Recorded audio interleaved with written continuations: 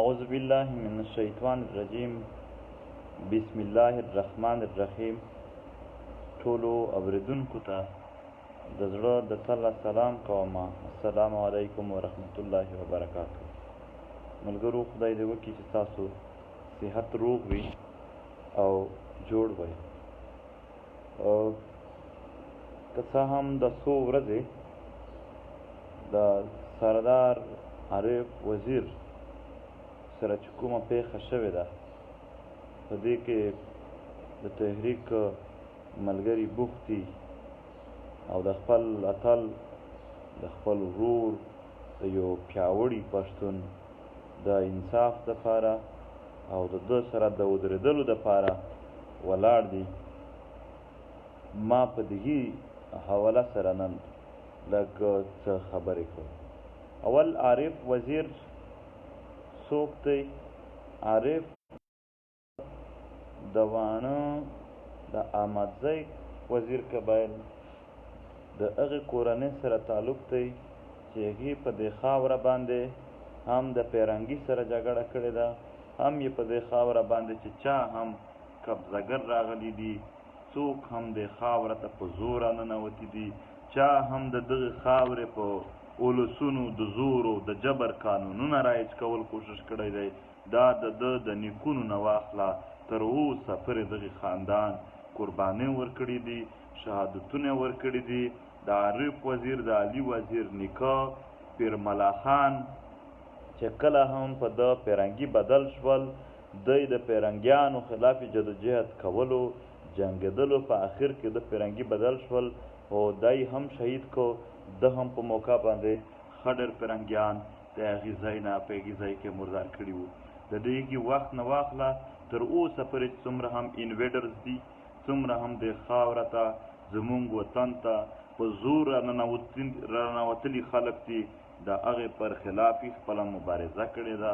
داسې چې کله اوس وخت داسې راغی چې په 2001 نه پس دلته د وارن ټیرر په یو دروغجنه منصوبه کښې دنیا دا د پښتنو علاقې راګیر کړلې.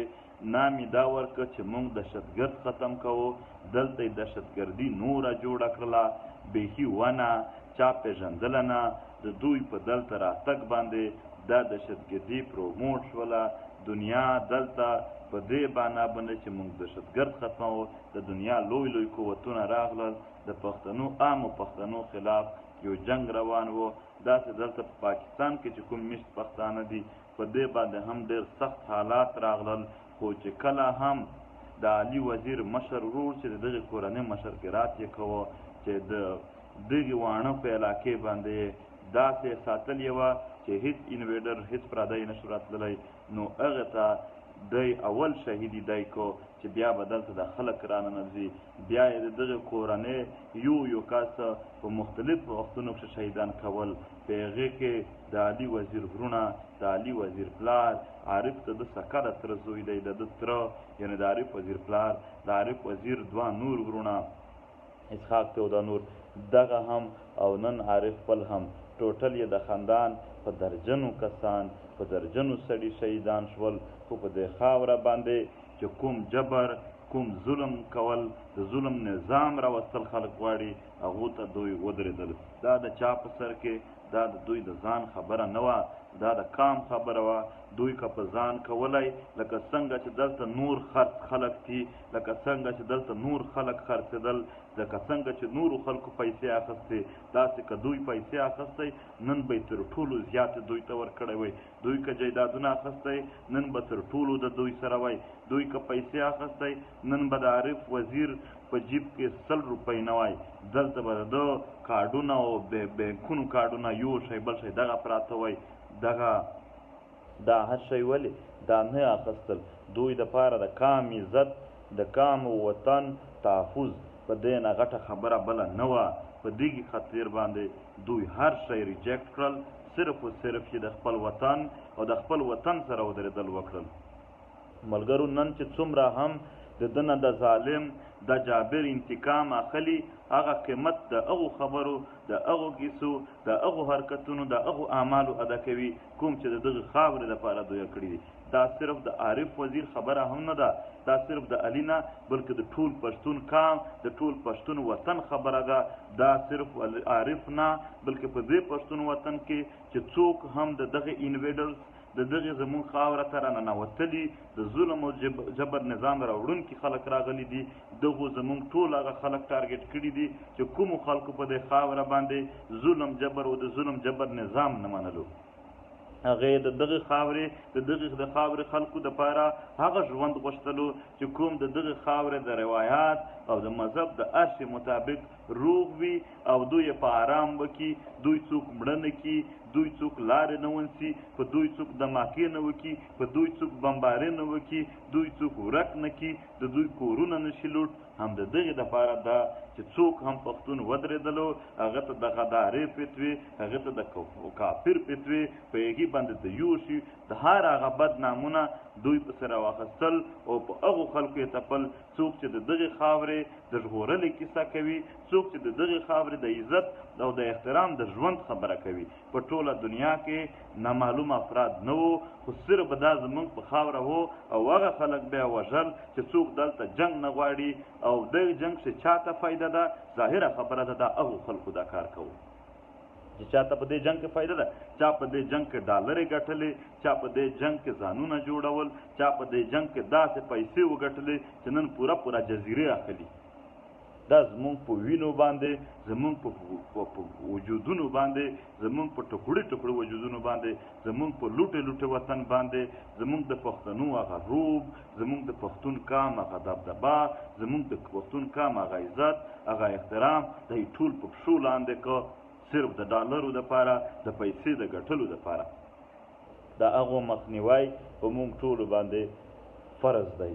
موږ د دغې نه بغیر هیڅ ژوند تېرول ته تیار نه یو چې یا به په دې خاوره د دغې خاورې اولسونه دغه قام دا پښتون د عزت ژوند، روغ ژوند، ښایسته ژوند کوي، یا به دلته موږ د هغو خلاف مزاحمت کوو چې کوم خلک دې خاوره باندې داسې ژوند نه ورپرېږدي دغو خلکو ته.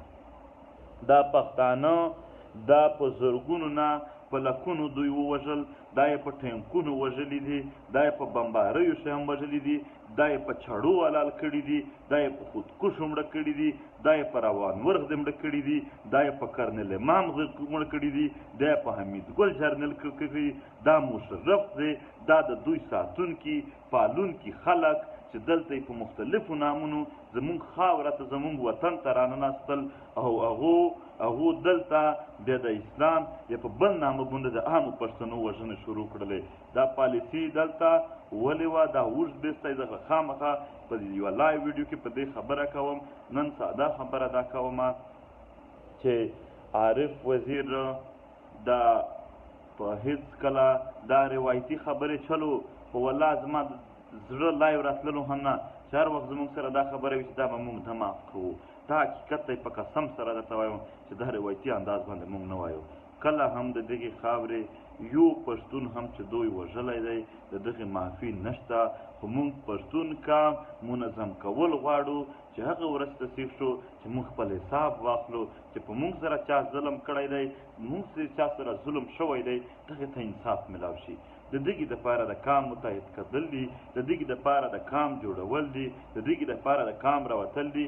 هم عارف د دغه دپاره ژوند کوو، هم موږ ټول د دغې دپاره ژوند کوي.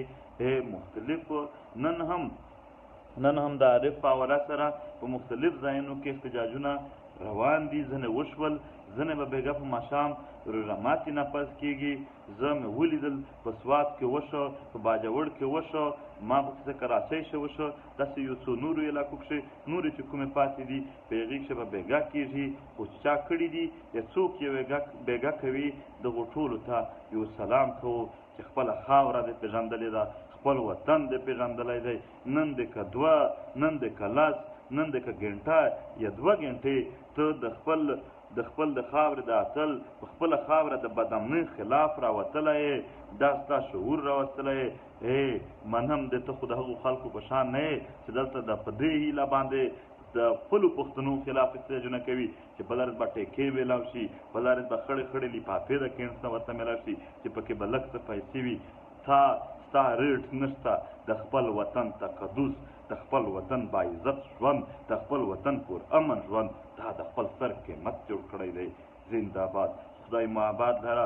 او چې کوم پښتانه لا اوس هم نه پوهېږي، لا اوس هم د اغیارو په خبرو باندې، لا اوس هم د هغو خلکو په خبرو کې راغلي دي چا چې دلته ترهګرۍ جوړې دي، چې منلي هم دي، ویلي هم دي چې هو دا مونږ کړي دي، باوجود د دغې چې اقبال جرم کړی دی دغې مجرم، دغو خلکو بیا هم ته ورسره ولاړ یې. ته لږ سوچ وکړه د خپلې خاورې متعلق ستا سره کوم فکر پاتې شوی دی، کوم سوچ پاتې شوی دی.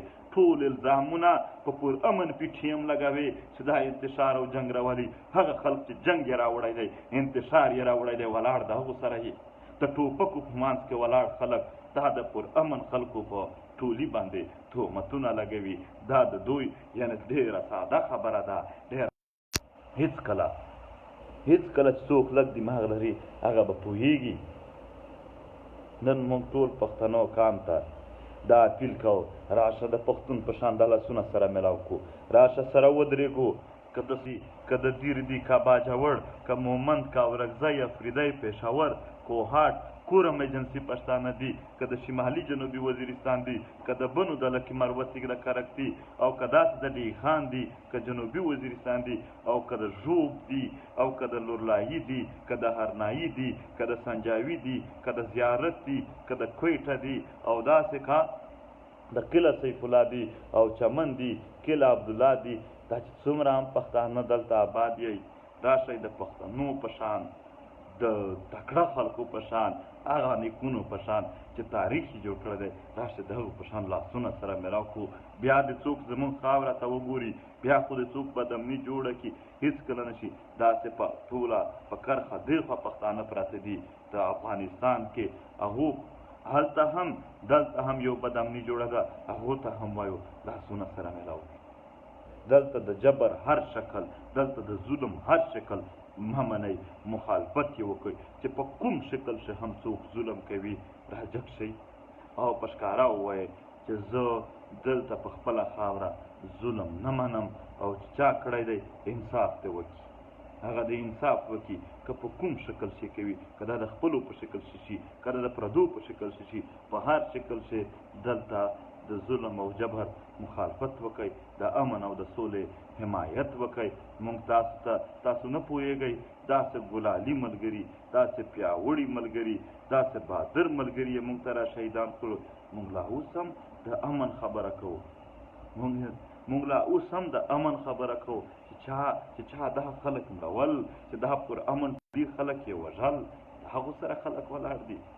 او بیا شرم نه ورتللو ځینې خلکو ته چې د پنجاب د گورنر آفیشل ټویټر نه ټویټونه کېږي، دلته جشن منو کېږي ستا د پښتون ورور په قتل باندې، او ته لا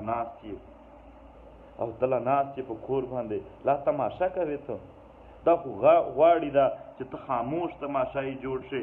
په خاموش تماشایي کې د دغې خاورې بربادي ده، د دغې خاورې تباهي ده، د دغې خاورې د تاریخ بې حرمتي ده، بې عزتي ده.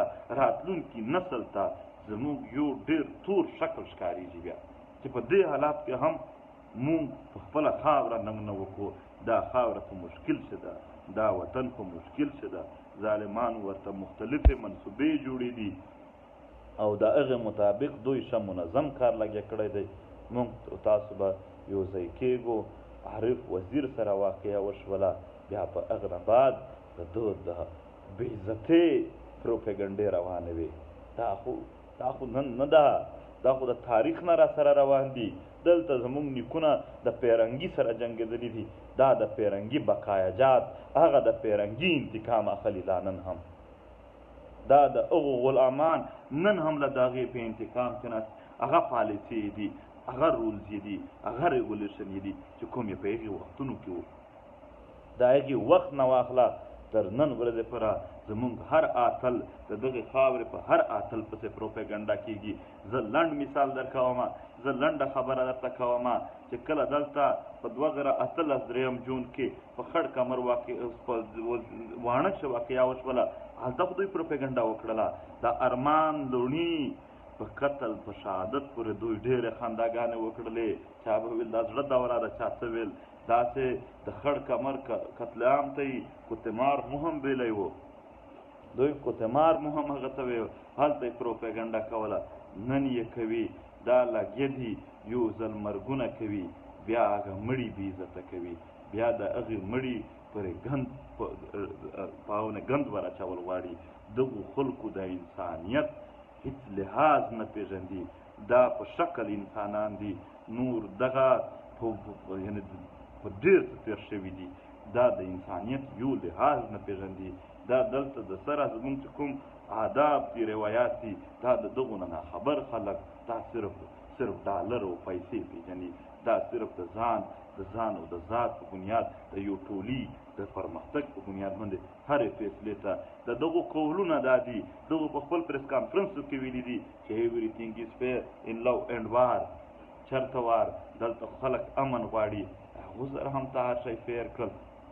نو خبره دا ده چې مونږ څومره هم پښتون کام دردېدلی دی د دغې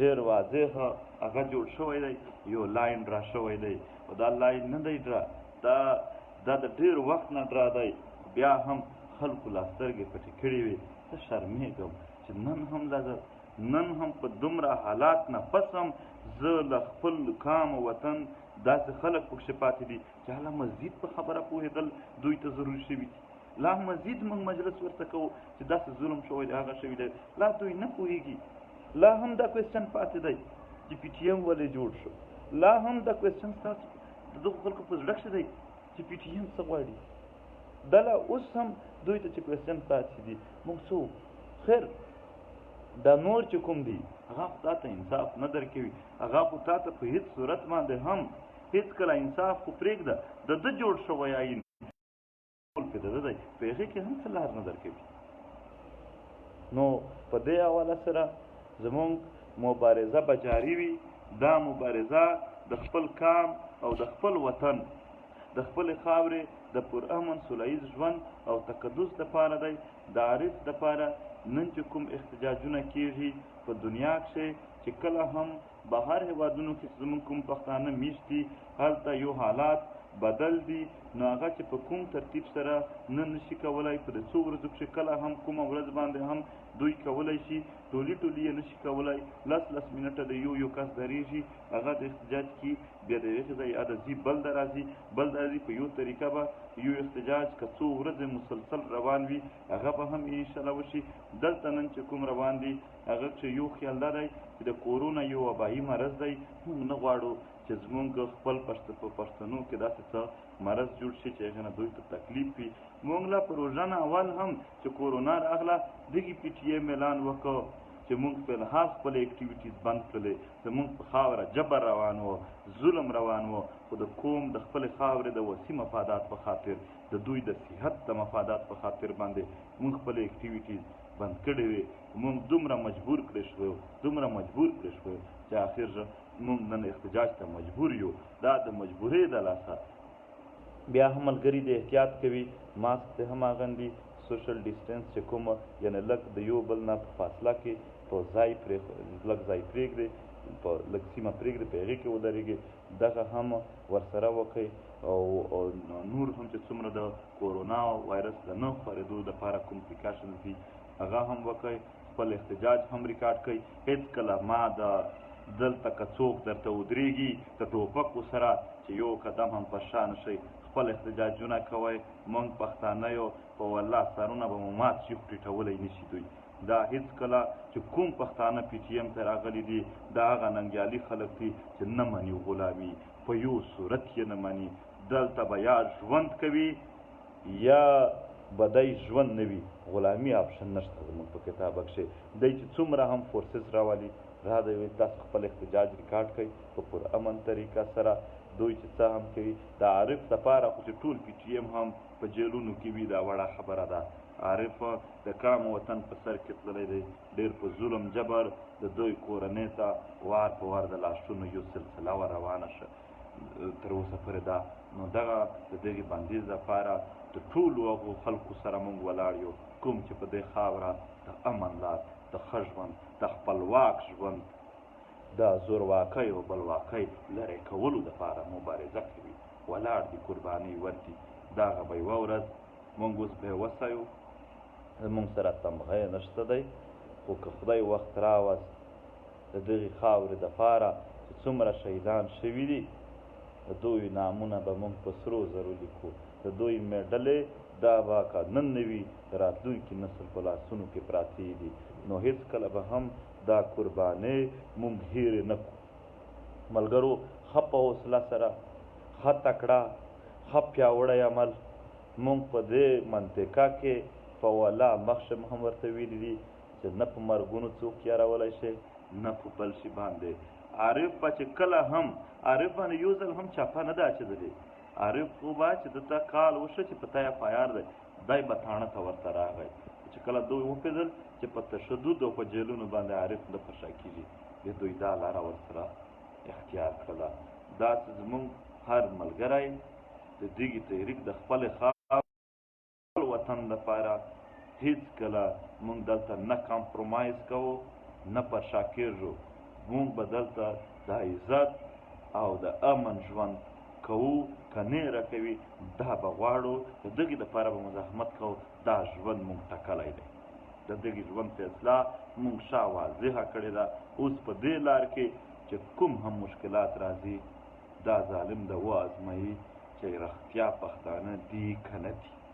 دا به ثابته شي چې که دا رښتیا پښتانه وي، دا نه درنه پرشا کېږي، ته به پرشا کېږې، ته به اخري ځې، دا وس به دې ختم کېږي، بیا به د پښتنو ستا سره بیا په هغه ورځ کې ستا وینه چې څنګه کېږي. خدای مو آباد لره. یو خبره دا هم کومه چې د قبایلي جګړې په مختلف ځایونو کې روانې دي. په مومند او خیبر کې هم او باجوړ کې وه، خدای دې وکړي چې روغه شوي وي، تقریبا زما معلومات دا دي. په کورم ایجنسي کې هم روانه وه، په وزیرستان کې هم روانې دي. عجیبه خبره ده، د خپلو پښتنو ورونو دپاره دومره غټې غټې لښکرې راوځي چې څوک یې تباه کوي. هغه په مختلف ځایونو کې سړي ورته کېنولي دي، څوک په کینټ کې دی، څوک په بل ځای دی، څوک په یوه شکل کې دی، څوک په بل شکل کې دی، او ترغیبات ورکوي پښتنو ته چې ورچک شه د بل پښتون ورور مړ کړه، په دغه دماکې وکړه، دا هغه به دغې خبرې نه لرې شي. سوال منت درته کوو چې که نور څه نشي کولی، کم سے کم د خپل په خپل منځ کې وژنې بند کړئ. په کورم ایجنسي کښې نن دماکه شوې ده، دا چې په چا هم شوې ده، دا د کورم ایجنسي په امن باندې دماکه وه. دا د کورم ایجنسي په امن او د دغې خاورې په امن دماکه وه. دغې خاورې د بدامنۍ یو سبب جوړېږي دا شی چې څومره هم ولسونه دي دا شیان غندی، او څوک مو چې پرې ورچګوي هم ما تیارېږئ دغ شي ته. خپله خاوره باندې د امن کوښښونه وکړئ. دلته هېڅکله د یو پښتون ورور پر خلاف داسې دلته په ساوت وزیرستان کې معاملات وي. اوس څو ورځې اول هم په اعظم ورسک کې دوه قبیلې د یو بل سره مورچې ته ختلې وې، ډزونه یې شروع وي، د پي ټي ایم ملګري په سر ورته تېر شول، د دغو ډزونو په منځ کې په سرونه قرانونه اخیستي وي او مورچې ته ورسېدل، دوی ته قرانونه ونیول چې بحث کوي. هغه فیصله وشوله، خو د هغې قیمت بیا موږ ته میلاویږي.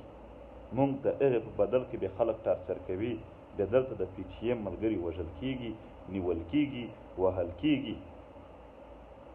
هغه پښتانه افیسران چې په مختلفو علاقو کې دوی ډیوټیانې کوي، زه نه درته وایم، حالات خپل وینئ، لیدلي مو دي. خپل ضمیر کې دننه سوچ پرې وکئ. هغه حالات چې په دې خلکو تېرېږي، یو ځل لږ کې 15 منټه سوچ وکړه چې که ما سره داسې روان وي بیا به څه شی وي. د خپل پښتون ورور یو ځل داسې سوچ وکړه چې ځان یې شمار کړه. د پردو یا د پردو د نوکرۍ، دا نوکرۍ خو د پردو د مفاداتو جوړې شوي. دلته چې موږ څومره نوکرۍ کوو، په هغه به د ده فایده رسېږي، موږ ته به یې وطن مفادات په د ده د خاورې، د ده د وطن بیا هغه به آبادېږي. موږ به صرف یوه چې ډوډۍ پې میلاو شي، د یو ډوډۍ په خاطر. نو دلته د خپل قام او وطن په خاطر چې بېننګي درښودل شي، د پښتنو افیسران یا په فورسز کې ډېر پښتانه دي، د خپلې خاورې په مخالفت مو چې څوک استعمال نه کړي، داسې په مذهبي شکل چې کوم پښتانه دي، هغو ته هم د ورور په شان چې د خپل پښتون ورور د بېګناه خلکو په خلاف چې استعمال نه شي.